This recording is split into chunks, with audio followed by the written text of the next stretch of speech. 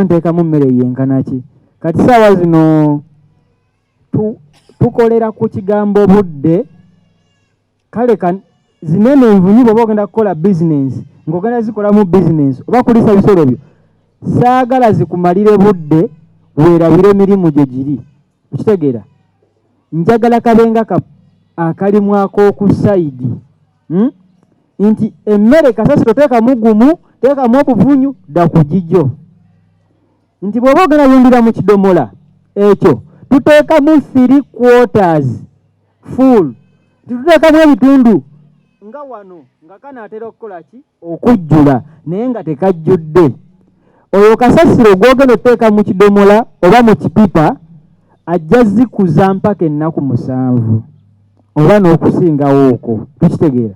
Tetwagala obeere oli mu ofiisi ate weeraliikirira envunyu nti zirabika enjala eziruma. Teekamu 3/4. Ffe actually olina osigala ng'okolagana naffe ne tukuwa ebipimo, kubanga togenda kukwala buno obuvunyu buno bwonna obuteeke mu kidomola kimu, wajja kubeerawo congestion, ojja kukula bulungi. Mu kidomola twalaba nti tuteekamu gulamuzi 4. Ffe mulimu gwaffe okuweereza obuvunyu gw'owegayaaza ne tukuweereza akataasa k'obuvunyu nga mulimu akapimo oba twasaze kacupa okuva eri ku kampuni akagulamuzi agaana kajjiramu mu buvunyu bwo. Ne tukubuuza nami ogenda lundiramu ki? Nti ngenda kozesa kataasa. Nami ogenda lundiramu ki? Nti nze ndi wa kidomola. Kuba ezo experiment zonna twazikola. Tumanye ekipimo ekigenda mu budomola, tumanye ekipimo ekigenda mu kataasa, tumanye ekipimo ekigenda mu kinnya ekizimbe. Tukitegeera? Bwe mba nkuweereza obuvunyu buno kuteeramu akacupa akasale according ku grams z'ogenda okukozesa. Tukitegedde mami? Ebipimo kuba mmanyi ewaka oba ku faamu togenda kubeera n'eyo scale, eyo minzaani epima grams. Waliyo faama atagenda ku affordinga kagula ako akapima grams. Ffe tumubaalira eri ne tukuweereza kacupa nti mama akacupa akalimu ogenda butabulamu bwoti oteekemu okajjuze. Kasita kajjula yewa mukantuko. Mami okitegedde? Twagala tugonze ebintu. Naye 3/4 gyenjogera ndaba nkozesezza oluzungu lungi nnyo. Teekamu ekidomola ng'olaba kinaatera okujjula oba ebitiyo 2.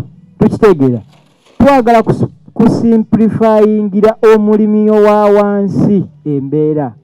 Tugeze nno nze envunyu zituuse ku stage enkulu nga zituuse ku makungula. Nina enkoko zange zennonda.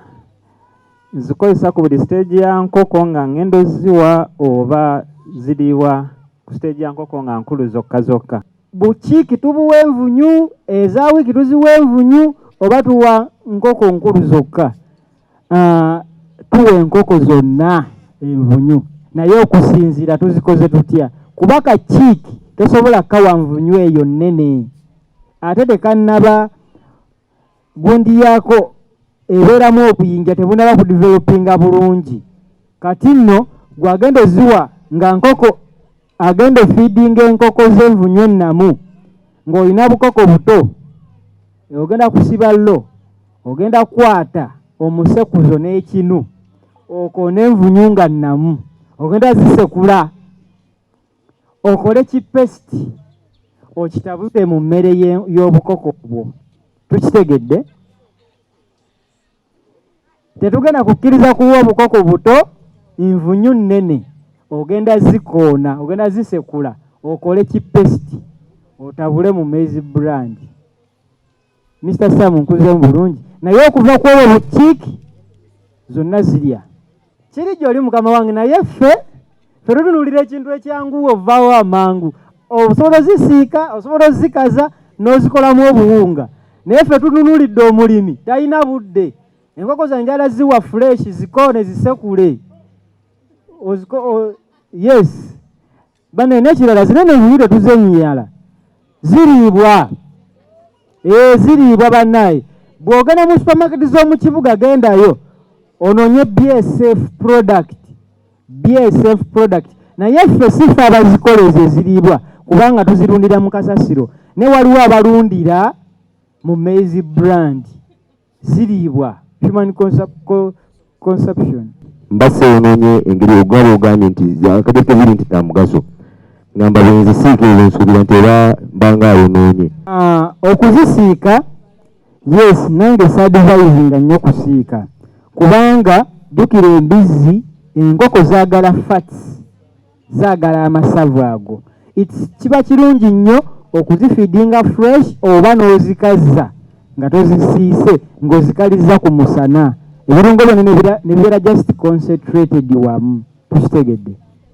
Oba kasola dryer, tubimanyi kasola dryer, n'ozikaliza mu kasola dryer. Okuzisika kale kizi preservinga mangu but you are losing some fats. Tukitegedde.